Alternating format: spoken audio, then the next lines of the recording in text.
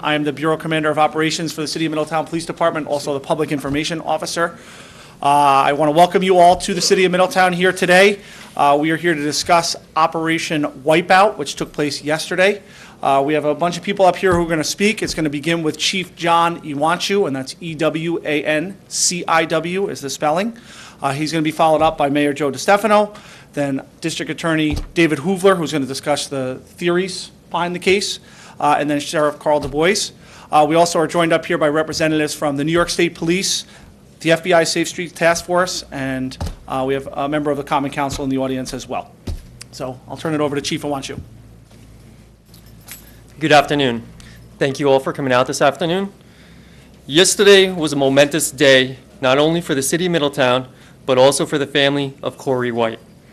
As we saw the culmination of a year-long homicide investigation that brought together resources from federal, state, local level that resulted in the indictments and arrest of more than 20 men and women responsible for multiple serious crimes within this community, to include the murder of 19-year-old Corey White Jr. on August 17, 2017. It is my belief that our residents should rest a little bit more comfortably in their beds tonight, knowing that so many dangerous individuals and their illicit drugs have been taken off of our streets. Middletown is a safe community with a high quality of life, and operations like yesterday's Operation Wipeout ensure that people who intentionally break the law and endanger the lives of others will be held strictly accountable for their actions. Before I go any further, I would like to take a moment to thank the family of Corey White, specifically Corey's father, Corey White Sr., and Corey's mother, Emily Rivera, who is with us here today in the audience, for their patience and underlying support over the last year. I know that you two have had a difficult and painful road up to this point, and that things took much longer than you had expected, but through it all, you stayed strong, you put your faith in us, and I think now we're finally getting you some closure on your son's death that you so clearly deserve. Your journey may be far from over, but we're confident that we have the people who are responsible for the murder of Corey, and the justice will be carried out against them. So I believe the best thing for me to do right now is to go into some of the details about the events that led up to Operation Wipeout and where we are and why we are here today. On August 17th, 2017, 19-year-old Middletown resident Corey White Jr. was shot and killed as he stood in front of 17 Wallkill Avenue in the City of Middletown.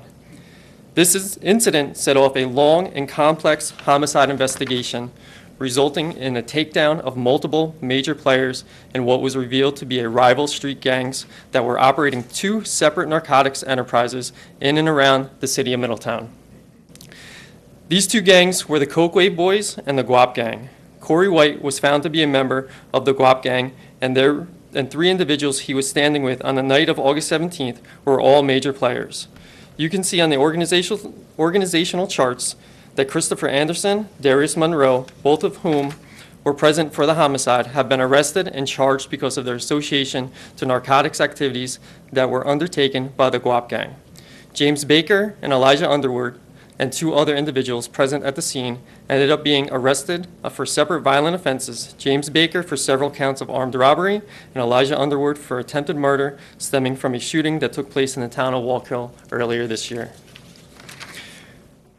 Early on in this investigation, we realized that we were dealing with individuals who were dangerous and had a reckless disregard for human life.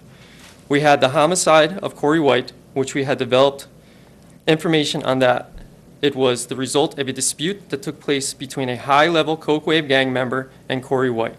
My primary concern was that things were only going to escalate as retaliation became a motivating factor for the Guap gang and Coke Wave Boys. This is when our agency sought the assistance of our law enforcement partners that you see here with me today. We have an excellent working relationship with the New York State Police, the Orange County Sheriff's Office, the Orange County District Attorney's Office, the FBI Safe Streets Task Force, the Federal Bureau of Alcohol, Tobacco, and Firearms, and the United States Attorney's Office. We talked and they listened. Then they committed to going after the individuals responsible for these crimes, together ensuring that the violence would end. It turns out that prior to this investigation, the Guap gang was already on the department's radar, and they were the subject of a federal investigation being conducted by the FBI Safe Streets Task Force, where we have a full-time police detective assigned. The FBI Safe Streets Task Force worked closely with our narcotics unit, the Orange County District Attorney's Office, and others to develop the necessary and probable cause to support a charge of conspiracy to engage in narcotics operation. The investigation paralleled the investigation into Corey White's homicide, and an offender list was compiled. As it turned out, the Coke Wave boys were running a busy narcotics enterprise on Linden Avenue in the city of Middletown. You can see on the organizational chart 13 separate members of Coke Wave boys were charged because of their involvement in the organization. 2 members of Coke Wave were charged with murder, Tramel Mormon and Jawan Dolson, and 4 individuals, to include Tramel Mormon and Jawan Dolson, in addition to Isaiah Dolson and Tejano Lopez, were additionally charged with conspiracy to commit murder, the murder of Corey White. And that brings us to where we are right now. In a moment, I'm going to turn things over to Mayor DeStefano, but before I do, I want to personally recognize the work of my personnel in bringing this investigation to a successful close.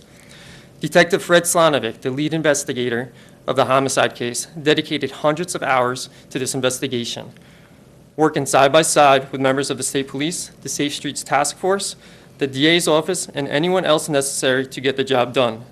The other members of the Detective Division, led by Detective Sergeant Jason Jennings, also did an outstanding job running down leads and pursuing the case forward. And finally, our narcotics unit, led by Sergeant Ronald Magzamin, played a pivotal role in developing information and substantiating the allegations against those individuals buying and selling narcotics here in the city of Middletown. Collectively, all of these individuals worked tirelessly to bring these individuals to justice. They have my sincere thanks and appreciation for a job well done. Moving forward, this community has my promise that we will stop at nothing to ensure their safety and security. If you want to buy and sell drugs or commit acts of violence against others, the city of Middletown is not the place to do it. We will find you, we will hold you responsible. Thank you again to all of our partners, and I will now turn it over to Mayor DeStefano.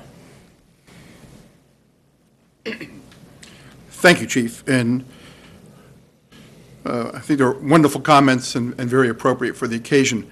My message is basically to the family of Corey and to our community. This is the beginning of the healing process, the beginning of the closure process, hopefully, for the family as you go through, this next period. But as a community, we stand with you. We stand with any victim of a violent crime. But as a community, we also recognize the fantastic work of our police chief and Detective Slanovic and the members of the Middletown Police Department, and the commitment of resources that were made, and also the partnership with the Orange County District Attorney, the State Police, the FBI, the Sheriff Du Bois, and other agencies. The chief touched on our involvement with the FBI Safe Streets Task Force, and we're very committed to that program. And we're also involved in other programs. The county is becoming high-tech, and the City of Middletown Police Department is very much involved in this high-tech crime-fighting mechanisms. So we're going to continue to do that, and I think those who are looking to do bad things in this city need to take heed of the chief's message, is that we believe it's going to be the wrong place for you to do. We have a responsibility to the families to make things right. We also have a responsibility to our quality of life here in our community. And I want to thank the Common Council. Alderman Massey is here representing the Common Council for appropriating the necessary monies that are used to fight crime. Sometimes these things, when they linger on, they just go by the wayside. But we're very committed to supporting the Middletown Police Department, to supporting Chief Ewanciw in all efforts of all law enforcement agencies to not only deter this type of activity, but when it does happen in and around the Middletown area, that we are prepared to respond, and I think our presence here today demonstrates that. So thank you all for all you've done to bring this thing to a closure, And I will now turn it over to Lieutenant Tholen to introduce the next speaker. Thank you. Next speaker is going to be District Attorney David Hoovler. Again, he's going to discuss the theory behind the case and the investigation. Thank you. First, I would be remiss without thanking the City of Middletown Police Department, our federal partners, the FBI, as well as ATF, the county sheriff, and countless others that assisted us with this case. What this case really says is, number one, no community is immune from the scourge of drugs. And what this shows is anywhere that you have organized drug trafficking, you will have gangs and you will have violence. And that is a constant no matter where we are in our country. This case, unprecedented in Orange County. At the very time we are here talking today about what's happening on the state side, there is an entire other case that's occurring on the federal side. The Coke Wave or the Coke Wave boys are being prosecuted in state court. The Guap side are being prosecuted in federal court. It's one of the first times that we have coordinated this type of effort to occur at the same time. And I think it's something that you'll see more of in the future, not only in Orange County, but around the area. I think it sort of sets the standard, the level of cooperation that's happened. So I'm going to step up to the board and just walk you through what is transpiring in this case. Essentially, what this case boils down to is two individuals are charged with murder and various weapons charges in the death of Corey White. The individuals are here. In addition to the two substantive counts of murder, where they essentially intentionally killed him, 4 additional people are charged with conspiracy to commit murder. What does that mean? Conspiracy to commit murder is simply an express or implied agreement that these individuals were working together with each other in order to achieve the crime. They didn't actually have to be the person that pulled the trigger. They didn't actually have to be present. They had to do something to assist in the crime after they either expressly or implicitly knew the crime was going to occur. 4 individuals are charged with conspiracy to commit murder. Obviously, murder in the state of New York is punishable by a maximum of 25 years to life. Conspiracy in the second degree is punishable up to 8 1/3 to 25 years. And additionally, there are other charges that relate to the same group of individuals. Additional 5 individuals are charged with conspiracy to commit narcotics trafficking and weapons. And again, how does it all relate together? It all relates to the fact that they are either members or associates of the Coke Wave or the Coke Wave boys. The drug case is very similar against the same individuals. Either they expressly or implicitly agreed with each other to participate in narcotics trafficking. Do they actually have to handle the drugs? Do they actually have to be present for a sale? No, they do not. They have to be one small piece of the puzzle or do something in furtherance of the conspiracy. Once they do that, they are part of the conspiracy. They are liable for everything at that point. Additionally, at the end, as part of the takedown operation, an additional 6 individuals were arrested for conspiracy to commit narcotics distribution as well as possession of narcotics. And I forgot to mention that some of the other individuals, too, have been charged with actually committing hand-to-hand sales to undercover agents. But again, what you see here is, as you work your way up from the bottom to the top, is you see what happens anywhere you have organized narcotics trafficking. You will have weapons and you will have violence. And that's what you have here. Again, everyone on this chart is presumed innocent until proven guilty in a court of law. And I know we're here today talking about bringing closure to the community. Closure happens when the case is over in the courtroom. We're one step closer today. But again, we have a long way to go. And I remind everybody here that all these individuals are presumed innocent until they're proven guilty. And additionally, at the state level, 19 people have been either indicted and or charged by criminal information in local court. I believe that we're still looking for 2 individuals. We have that information in the press release to you. We would appreciate it if you put it out to the public that we are looking for those individuals. Again, I can't say enough about the level of cooperation between the agencies, and I thank them. State Police, ATF, FBI, the Sheriff's Office, the City of Middletown, the DA's office, particularly the 2 ADAs in my office that have had the case for over a year. They've done a wonderful job up to now. They still have some work to do with the case, and we're hopeful going forward that that will all happen. Lieutenant? I'll turn it over now to Sheriff Carl Du Bois. Thank you all for coming. Orange County Sheriff Carl Du Bois. We've seen in the last couple days what it's like when agencies come together. Obviously, this operation over the past few months, and in the town of Deer Park, there was 25 agencies that came together to make a recovery and a rescue in the Never Sink River the other day. So what does that say? That says it works. It works when we all work together. I grew up not far from the city of Middletown. I spent 22 years on the Middletown Police Department here. I have a special place in my heart and in my badge for the city of Middletown. I kind of look at the city of Middletown as being my streets also, even though I don't live in the city. But our participation, not only in yesterday's takedown with our Special Operations Unit, and also our participation in the FBI Safe Streets Task Force. There are other peripheral intelligence components to our involvement that we, that we contribute also. And all those resources that the Sheriff's Office provide are available 24 hours a day, 7 days a week, all year long. And we're really proud of that we can provide those kind of resources to our local police departments. Like I say, there are many pieces of the pie that come together, but they call them the Coke Wave Boys. Well, I'm going to be waving at them when they head to prison.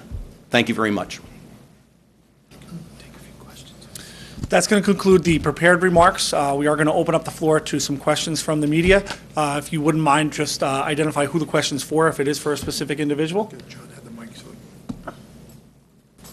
We'll provide you with a mic as well.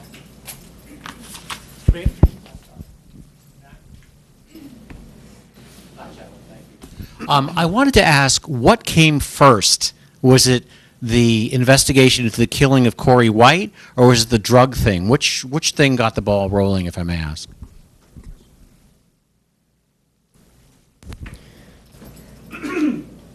We started looking into specifically the Guap gang on the drug level first. We knew the Coke Wave boys were actually operating some type of drug enterprise on the Linden Avenue area. That caught our attention prior to the homicide. Once the homicide did occur, we knew that we had to dig a little bit deeper into the drug investigation to resolve the homicide. So was the drug thing first, Gene? Yes. And when did that investigation start? Approximately the first real organized portion of that investigation was about 2 years ago. We're about a year out from the killing. About a year prior. Right, just exactly a year. So it started with the drugs, and then there was that connection. Yes, correct. All right. And you identified 2 people who were arrested in connection with the homicide. Can you identify the trigger person for us? Excuse me? Can you identify precisely who is accused of killing Corey White? At this point, we're just going to say who's charged. If you look at the chart, there's 2 people on there that's charged with murder and 4 others that are charged with conspiracy to commit murder. That would be delving into evidence. It would be a little inappropriate at this point in We time. have 2 people. You have 2 people that are charged with murder, yes. And the other thing, I don't want to, split hairs here, but we were never really established the exact place where Corey White was hit. We saw him walking out. Can we be more precise about where he was struck by the gunfire? As I said in my initial comments, he was standing in front of the area of 17 Walkill Avenue at the time that he was shot.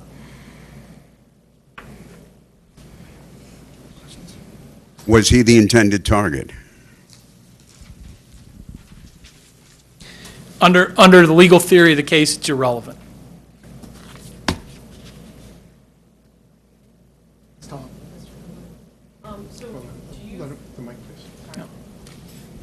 Do you feel confident that Operation Wipeout has effectively wiped out the Coke Wave boys?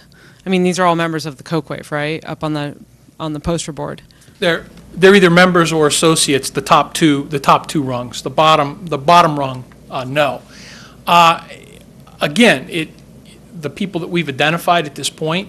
But anytime you're investigating crime and you're investigating narcotics, there's always going to be the next. And what this does here is this definitely takes out I would say their leadership, their command element. But again, who's out there that we don't know about, no one can ever make that statement. But clearly, based on what we've seen here, I think the city of Middletown is going to be a little safer, and I think the police did a wonderful job doing what they've done so far. And just so I understand correctly, the Guap boys are being handled at a federal level? The Guap gang, yes. Guap gang. Yes. Coke Wave boys, Guap gang. Yep. Coke Wave or Coke Wave boys are the state case, and the Guap is the federal side. Actually, I do have another question. Do we know what role Corey White played in the Guap gang? Unfortunately, we can't determine his exact role. We knew that he was an associate of the members of that gang, but his specific role we are not able to determine. And the two individuals whom are missing, I wasn't able to see them on here, but I'm sure I'll find them. Are they believed to be dangerous to the community, or is this something residents should be concerned about? With any gang activity, it comes with violence, so they should always use precaution with dealing with anybody. They're known to be violent, so we could take it for what it is, that they are gang members, that we have identified them as gang members. I wouldn't say there's a direct threat to the community, but we do have to be cautious. And we're certainly asking for the community's help in locating them. Any other questions? Yeah, my name is Ben. I'm with Spectrum News. This might kind of go in line with what Dick was saying, but I guess I just have to ask, why do you believe these two men wanted to kill this young man?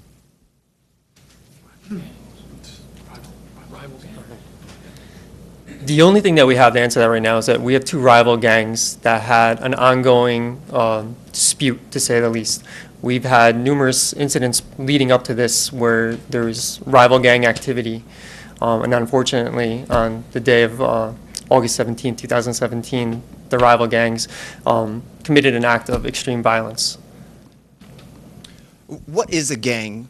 Is there any kind of bar that makes you use that term if there's a certain amount of money involved or a certain number of people involved? Because I know that you don't just use that term out of nowhere. In this situation, I believe with both of these groups, gangs, there's a hierarchy. We've identified a series of a leader and almost like a chain of command within that group. That's how we've termed them as gangs. So I assume witnesses started cooperating in order to bring all these charges? I wouldn't say witnesses started to cooperate. We've done a lot of legwork, following down leads and developing evidence. But as far as, I'm not going to go into who's cooperated or who hasn't cooperated, or if there's anyone at all. How many members do the gangs have in all? I cannot answer that. What we have established here, these are the members of the gang that we have attached criminal action to. But to give it a definitive number, I don't know that. As the DA said, once you take out a certain portion of them, some people do come up through the ranks and try to reestablish themselves. How many gangs are there in Middletown? To our knowledge, these were the only two that we've been dealing with for the last couple of years. I'm wondering, did Middletown street cameras play any role in the investigation? Even as far as identifying when somebody might have been somewhere?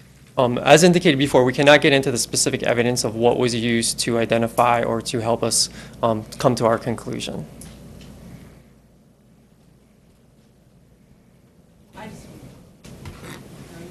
Just one more. Do you know who the ringleader of? Do we have a name on the ringleader? If not, yeah, just curious. Our investigation has led us to believe that one of the Dolson brothers or cousins or family members was the ringleader. Let me just see how he's.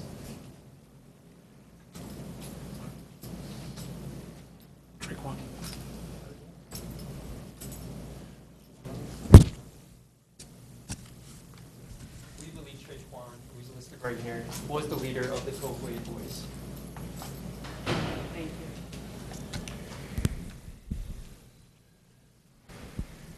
I'm terribly sorry I haven't had a chance to read your press release thoroughly, but I did want to ask, we all know the killing of Corey White was on Walkill Avenue. I'm getting the impression from your presentation that the drug sales were centered on Linden Avenue. How did we come to have a killing on Walkill Avenue? That's my question. The Coakley boys were centralized on Linden Avenue. That was their territory that they operated out of on a regular basis. That's where they resided. That's where they hung out. As far as to how it ended up on Walkill Avenue, I don't know.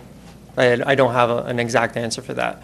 That evening, members of the Guap gang were hanging out in the area of Walkill Avenue. I don't know how they came to cross paths.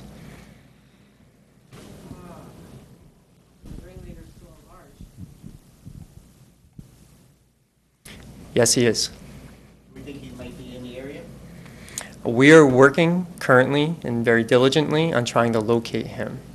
I can't tell you where he is at this time. What role do... Try to get the mic, please. Who's got it? Oh, you got it? Okay. Oh. Come and see it. Check. What role do young people play in all of this as drug dealers? Is that a common tactic on the part of both these gangs, and is that a challenge or a help to you? Young, what do you talk, young? I mean, Children? I'm 64, everybody's younger than me, so. Children Like how old? under 18? What do you mean? What role do they play in this type of- Is it a common tactic for these gangs to employ people under the age of 18? We typically see in our gang activity that it is teenage young adults that participate in this type of activity. But what we're doing here in the city of Middletown to help combat situations such as gang activity or any illicit activity is we're trying to do as much outreach as we can to the community right now to build rapport with this young generations within our community, to better educate them and give them better mentors in life so that they don't have to seek out gang activity.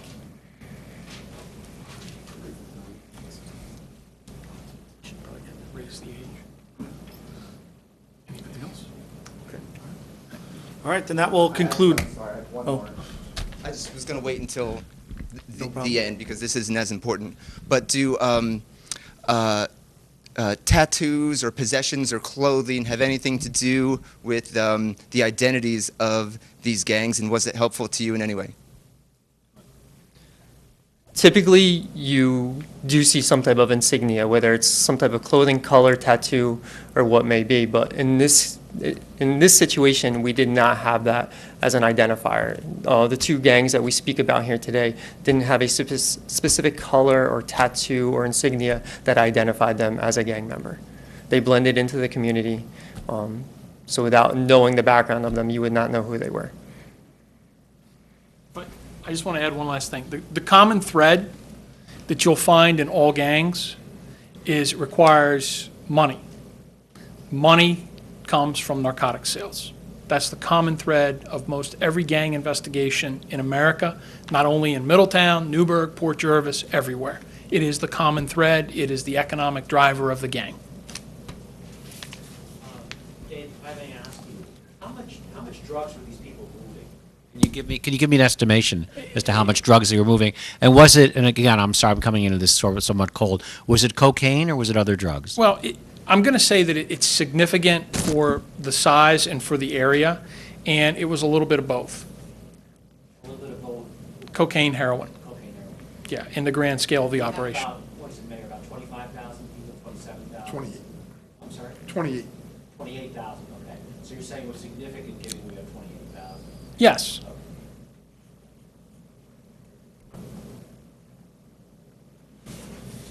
We're done.